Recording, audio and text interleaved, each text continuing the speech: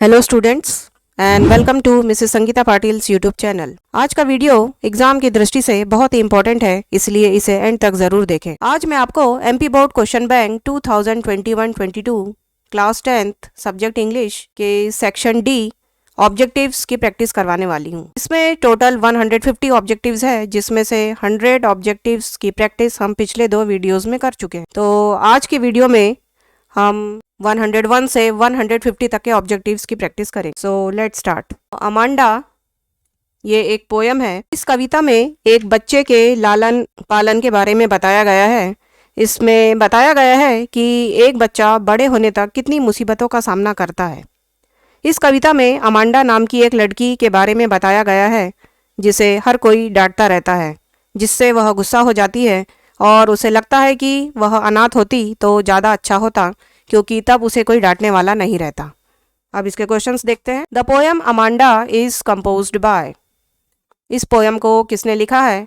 So answer is robin clean. Next question. Stop that slouching and sit up straight.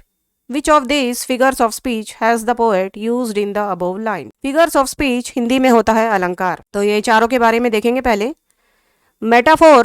Metaphor में दो चीज़ों के बीच comparison होता है, लेकिन इसमें लाइक, एज और सो वर्ड का यूज नहीं होता है। सिमिली में दो चीज़ों के बीच में कंपैरिजन होता है और इसमें लाइक, एज और सो वर्ड का यूज होता है। पर्सनिफिकेशन में नॉन लिविंग थिंग्स को लिविंग मान लिया जाता है। इसे हिंदी में मानवीकरण अलंकार भी कहा जाता है।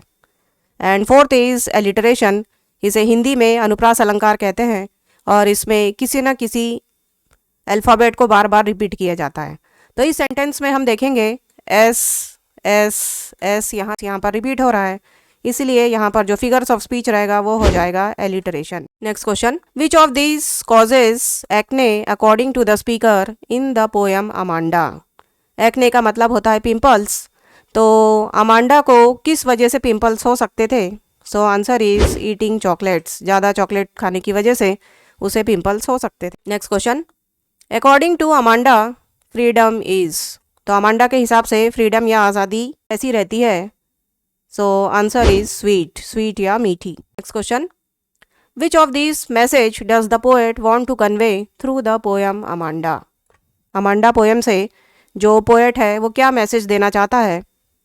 So answer is children should be given freedom. बच्चों को भी आज़ादी दी जानी चाहिए। ज़्यादा करके सभी बड़े बच्चों को हमेशा डांटते रहते हैं, इंस्ट्रक्शंस देते रहते हैं, तो इससे बच्चे जो है वो दुखी और गुस्सा हो जाते हैं, तो उन्हें भी फ्रीडम दिया जाना चाहिए। Next question. The poem Amanda is about. Amanda poem किसके बारे में है? So this poem is related with child psychology. ये पोयम जो है बाल मनोविज्ञान से रिलेटेड है। Next question. Amanda wants to be an orphan dash. तो अमांडा क्यों चाहती थी कि वो एक ऑर्फेन होती तो ज़्यादा अच्छा होता? So answer is enjoy the freedom that an orphan has. तो उसे ऐसा लगता है कि अनाथ बच्चे को स्वतंत्रता बहुत ज़्यादा रहती है, इसलिए उसे लगता था कि अगर वो एक अनाथ बच्ची होती तो ज़्यादा अच्छा रहता। Next question. What made Amanda sulk and moody? तो अमांडा जो है उदास और मूडी जो है वो किस वजह से हो जाती है? So answer when her mother gave her too many instructions. तो जब उसकी मम्मी उसे बहुत ज़्यादा निर्देश देती है, हर चीज़ में बताती है कि ऐसा करो, ऐसा मत करो, ऐसा करो, ऐसा मत करो, तो अमांडा जो है वो उदास हो जाती है। Next question. Why should Amanda not eat chocolates? तो अमांडा को ज़्यादा चॉकलेट्स क्यों नहीं खाना चाहिए? So answer it causes acne. तो ज़्यादा चॉकलेट खाने की वजह से एक्ने या पिंपल्स हो जाते हैं। Next question. What does Amanda imagine to be when she pictures herself in a tower? तो एक टॉवर के बाजू में जब वो अपना पिक्चर बनाती है तो वो अपने आप के बारे में क्या इमेजिन करती है? So answer is she imagine herself as Rapunzel. तो वो अपने आप को रेपुंजेल समझने लगती है। ये फेरी टेल कहानी का एक पात्र है। उसमें एक लड़की रहती है जिसके बाल जो है वो बहुत ज़्यादा लंबे रहते हैं, और बाद में एक राजकुमार जो है उसके बाल को रस्सी समझकर ऊपर चढ़कर आता है और उसी राजकुमार के साथ उसकी बाद में शादी होती है। तो जब वो टॉवर के बाजू में अपना पिक्चर बनाती है तो वो अपने आप को रेपुंजेल जो है वो समझने लगती है। Next question. आगे के जो क्वेश्चंस है एनिमल्स पोएम से रिलेटेड है। इस कविता में कवि ने जानवरों की तारीफ की है और उन्हें इंसानों से बेहतर बताया है, क्योंकि उनमें वे सभी गुण हैं जिनकी इंसानों में कमी है। कवि को जानवरों के साथ घर में बहुत आरामदायक और अच्छा लगता है और वह उन्हीं के साथ रहना चाहता है। So now let's see the questions. Who has composed the poem animals? Animals poem को किसने लिखा है? तो answer is Walt Whitman. Next question, which of this is the main theme of the poem animals? Animals poem की जो main theme है वो क्या है?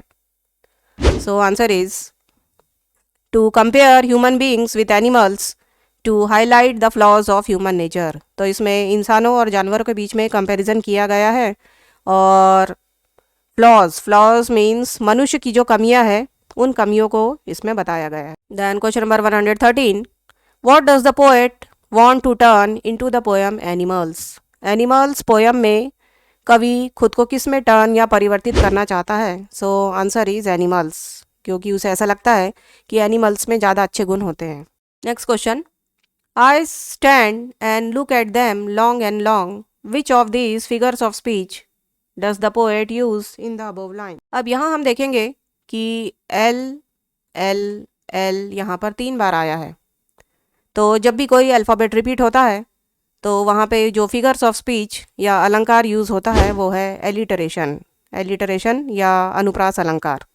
So here answer will B alliteration. Next question, why do humans lie awake in the dark in the poem animals? तो poet के हिसाब से अंधेरे में इंसान जो है वो जागते क्यों हैं? तो answer is cry for their since, क्योंकि वो अपनी बुराई या बुरे कामों के लिए रोते हैं। Next question, what qualities have the human beings given up according to the poet in the poem animals? वो पोएट के हिसाब से एनिमल्स पोयम में ह्यूमन बींग्स ने अपनी कौन सी क्वालिटीज जो है वो छोड़ दी है? तो इनोसेंस होता है भोलापन, काइंडनेस दयालुता, और ट्रूथफुलनेस ये होता है सच्चाई। तो ये तीनों ही अच्छे गुण हैं और ये तीनों अच्छे गुण आजकल इंसानों में पाए नहीं जाते। तो आंसर हो जाएगा ऑल ऑफ दीज। तो ये सभी गुण जो है वो इंसानों में से गायब होते जा रहे हैं। Next lesson is glimpses of India. इसमें 3 पार्ट्स हैं। तो इसमें फर्स्ट पार्ट वाला जो लेसन है वो है अ बेकर फ्रॉम गोवा। इस लेसन में यह बताया गया है कि गोवा ब्रेड के लिए बहुत फेमस है। यहाँ के अधिकांश लोग ब्रेड बनाने का ही काम करते हैं और इनके पूर्वज भी यही काम करते थे। यहाँ के बच्चे सुबह शाम के नाश्ते में ब्रेड खाना ही पसंद करते हैं। Now let's see the questions. What are the bakers known as in Goa? Goa में बेकर्स को क्या कहा जाता है? So very important question, answer is pader. Next question, what did the children long for? तो गोवा में बच्चे जो है वो क्या चाहते हैं या किस वजह से वो ब्रेड वाले का इंतजार करते हैं? तो लोव्स, ब्रेड बेंगल्स और बनाना ब्रेड सभी उन्हें पसंद रहता है। So answer is all of the above. Next question, how many times did the baker come every day? तो बेकर जो है वहाँ पर कितने बार आता है? तो सुबह शाम 2 बार आता है। So answer will be twice. Next question, dash was called कबाई। तो वहाँ पर कबाई किसे कहा जाता है? तो ये जो बेकर्स की ड्रेस रहती है ये उसे कहा जाता है। So answer will be bakers dress. अब ग्लिम्पसेस ऑफ इंडिया में सेकेंड लेसन है कुर्ग। इस लेसन में यह बताया गया है कि कुर्ग या कोडागू कर्नाटका का सबसे छोटा डिस्ट्रिक्ट है और यह मैसूर और मैंगलोर के बीच में है। यह कॉफ़ी के लिए बहुत प्रसिद्ध है। Now let's see the questions. Coorg is famous for. Coorg किसके लिए प्रसिद्ध है? तो ये कॉफ़ी के लिए प्रसिद्ध है। So your answer will be coffee. Next question, where is Coorg situated? Coorg कहाँ पर है? तो ये मैसूर और मैंगलोर के बीच में है। So your answer will B Mysore. Next question, dash river obtains it's water from Coorg. ऐसी कौन सी नदी है जो कुर्ग से पानी प्राप्त करती है? So answer is Kaveri. Next question, the climb to the dash hills brings you into a panoramic view of the entire misty landscape of Coorg. Panoramic view का मतलब होता है व्यापक दृश्य। तो कुर्ग का व्यापक दृश्य किस पहाड़ी पर चढ़ने से दिखाई देता है? तो उस पहाड़ी का नाम है Brahmagiri. So your answer will be Brahmagiri. Next question, what are the activities available in Coorg? कौन कौन सी एक्टिविटीज़ है जो कुर्ग में कर सकते हैं? तो रिवर राफ्टिंग, कैनोइंग मतलब पानी में डोंगी चलाना, और माउंटेन बाइकिंग, ये तीनों जो है वह एडवेंचरस गेम है और ये तीनों वहाँ पर कर सकते हैं। So your answer will be all of the above. Next question, what is rappelling? Rappelling क्या होता है?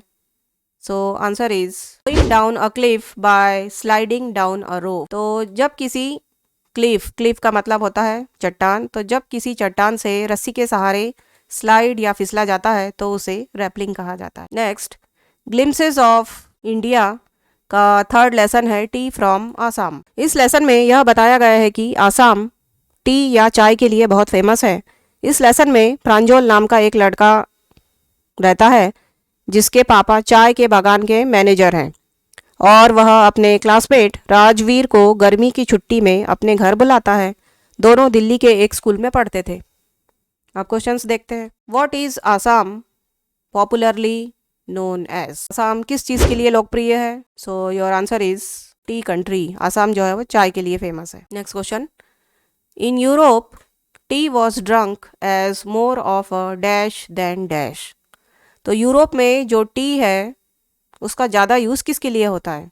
So answer is beverage, means as more of a medicine than beverage. Medicine तो होता है दवाई और बेवरेज होता है जो अपने पेय पदार्थ रहते हैं। तो पेय पदार्थ से ज़्यादा इसका यूज़ यहाँ पर मेडिसिन के रूप में किया जाता है। So your answer will be medicine and beverage. Next question, what was Dekiya Bari. Dekiya बारी क्या है ये? तो ये एक स्टेशन का नाम है। So answer will be name of a station. Next question, where did Rajveer and Pranjol study. Rajveer और प्रांजोल ये दोनों कहाँ पढ़ते थे? So answer is Delhi. ये दोनों दिल्ली के स्कूल में पढ़ते थे। अब द ट्रीज, ये एक पोयम है। इस पोयम में यह बताया गया है कि मनुष्य अपने फायदे के लिए पेड़ों को काटकर जंगलों का विनाश करता जा रहा है और दिखावे के लिए थोड़े बहुत पौधे अपने घर में लगा लेता है, परंतु वे पौधे जंगल की बराबरी नहीं कर सकते और पेड़ जंगल में वापस जाना चाहते हैं क्योंकि घरों में वे पूरी तरह से बढ़ने के लिए स्वतंत्र नहीं होते। Now let's see the questions. Who has been personified in the line no sun bury its feet in Shadow. तो इस लाइन में पर्सोनिफिकेशन या मानवीकरण किस शब्द का किया गया है? तो मानवीकरण अलंकार में नॉन लिविंग थिंग्स को लिविंग मान लिया जाता है। तो यहाँ पे सन के बारे में बताया जा रहा है, तो आंसर हो जाएगा sun. Next question, what are the trees compared to. Trees की तुलना किससे की गई है? So answer is newly discharge patients. नए नए पेशेंट्स जो डिस्चार्ज हो जाते हैं उनकी तुलना इनसे की गई है क्योंकि इन पेशेंट्स को घर जाने की बहुत ज़्यादा जल्दी रहती है क्योंकि वो अस्पताल में बोर हो जाते हैं। इसी तरीके से ट्रीज़ को जंगल में वापस लौटने की बहुत ज़्यादा जल्दी है, इसलिए इन दोनों की तुलना की गई है। Then question number 133, what reaches like a voice into the rooms. तो ऐसा क्या है जो आवाज़ के जैसे रूम में जल्दी से पहुंचता है? So answer is smell of leaves and lichens. इनकी स्मेल इतनी तेज रहती है कि आवाज़ के जैसे रूम में बहुत जल्दी से पहुंच जाती है। Next question, what rushes to meet the trees. Trees से मिलने की जल्दी किसे रहती है? So answer is wind, wind या हवा। Question number 135, the pieces of the moon can be seen in the crown of which tree. तो मून के पीसेस या टुकड़े और क्राउन होता है मुकुट, किस ट्री के मुकुट में से देखने पर दिखाई देते हैं? So answer is oak tree. इसे हिंदी में बलूत का पेड़ कहा जाता है और जब हम इस पेड़ के थ्रू मून को देखते हैं तो उसके कुछ भाग दिखाई देते हैं और कुछ भाग नहीं दिखाई देते, तो उससे ऐसा लगता है कि मून के जो पीसेस हो गए हैं और उसके कुछ कुछ पार्ट्स ही दिखाई देते हैं, इसलिए ऐसा कहा गया है। द सरमन एट बनारस, ये एक लेसन है। इस लेसन में गौतम बुद्ध के जीवन के बारे में बताया गया है। वे एक राजा के पुत्र थे, परंतु सांसारिक दुखों को देखकर उनका मन राजपाट में नहीं लगा और उन्होंने संन्यास ले लिया और लोगों को धार्मिक उपदेश देने लगे। इस लेसन में यह भी बताया गया है कि उन्होंने किस तरह से किसा गौतमी को समझाया कि मृत्यु एक अटल सत्य है जो सभी को एक न एक दिन आना ही है। अब क्वेश्चंस देखते हैं। Gautam Buddha's early name was. तो गौतम बुद्ध के बचपन का नाम क्या था? So answer is Siddhartha. ये बहुत इंपॉर्टेंट क्वेश्चन है। Next question, what moved Siddhartha to seek out enlightenment. तो गौतम बुद्ध को या सिद्धार्थ को जो ज्ञान की प्राप्ति हुई थी वो किन कारणों से हुई थी? तो जब वो एक सिक मैन, बूढ़े आदमी को देखते हैं, एजेड मैन, एक वृद्ध आदमी को देखते हैं, एंड अ मॉन्क बैगिंग, एक सन्यासी को भिक्षा मांगते हुए देखते हैं, तो ये सब चीज़ देखकर वो बहुत दुखी हो जाते हैं और सांसारिक दुनिया में उनका मन नहीं लगता और वो ये सब त्याग कर ज्ञान प्राप्त करने के लिए जंगल में चले जाते हैं। तो ये तीनों कारणों की वजह से ही उन्हें ज्ञान की प्राप्ति होती है। So answer will be all of the above. Next question, where did Siddhartha go to stay until his enlightenment came. तो जब तक उन्हें ज्ञान की प्राप्ति नहीं होती तब तक वो कहाँ पर रुकते हैं। So answer will be under peepal tree. Next question, what did he name the tree. उन्होंने ट्री का क्या नाम रखा। तो answer is Bodhi tree. Then question number 140, which seed did Buddha ask to bring. Buddha ने किसा गौतमी को किसके बीज लाने के लिए कहा था। तो आंसर इज मस्टर्ड सीड्स या सरसों के दाने। Next question, what did the flickering lights make realize. Flickering का मतलब होता है अस्थिर। तो अस्थिर लाइट को देखने के बाद किसा गौतमी जो है वो क्या रियलाइज करती है। तो शी इज बीइंग सेल्फिश, वो मतलब ही है। Death is common to all, death एक दिन सभी की होना है। एंड मैन आर मॉर्टल्स, मतलब मनुष्य जो है वो नश्वर है। तो ये तीनों चीज़ उसकी समझ में आ जाती है। So answer will be all of the above. Next question, what did Buddha tell about life. Buddha ने जीवन के बारे में क्या बताया है। So it is trouble, trouble मतलब इसमें बहुत सारी मुसीबतें हैं। इट इज़ ब्रीफ, छोटा होता है। कंबाइंड विथ पेन, दर्द से भरा रहता है। ये तीनों चीज़ें उन्होंने जीवन के बारे में बताई है। So answer will be all of the above. Question, both young and adults, fools and wise fall into the power of dash. तो यंग एंड एडल्ट्स मतलब जवान और वृद्ध, फूल्स एंड वाइज मतलब मूर्ख और जो बुद्धिमान या चालाक लोग हैं। तो ऐसे सभी टाइप के लोग लास्ट में किसके पावर में रहते हैं या किसके कंट्रोल में रहते हैं। सो आंसर इज डेथ, क्योंकि सभी की एक दिन डेथ होती ही है। ऐसा कोई नहीं है जो हमेशा जीवित रहे। Next question, in which city did Buddha deliver his first sermon. तो बुद्धा ने अपना फर्स्ट धार्मिक उपदेश कहाँ पर दिया। So answer is Banaras. For Anne Gregory, ये एक पोयम है। इस कविता में यह बताया गया है कि प्रेम की परिभाषा हर व्यक्ति के लिए अलग अलग होती है और यह कई प्रकार का होता है। कवि यह कहता है कि मनुष्य का यह स्वभाव है कि वह दूसरों के आंतरिक गुणों की अपेक्षा बाहरी सुंदरता और गुणों को ज़्यादा महत्व देता है। Now let's see the questions. What colour will the girl dye her hair into. तो इस कविता में जिस लड़की के बारे में बताया गया है वो अपने बालों में कौन से कलर का डाई लगाएगी। तो ब्लैक, ब्राउन, कैरेट सभी लगाएगी। सो answer is all of the above. Next question, what is the mood off the young man. इसमें एक यंग मैन के बारे में भी बताया गया है। तो उसकी मन की जो अवस्था है वो कैसी थी। तो वो बहुत उदास था। So answer will be sad. Then question number 147, what does the girl want. इसमें जो लड़की है वो क्या चाहती है। To be loved for herself.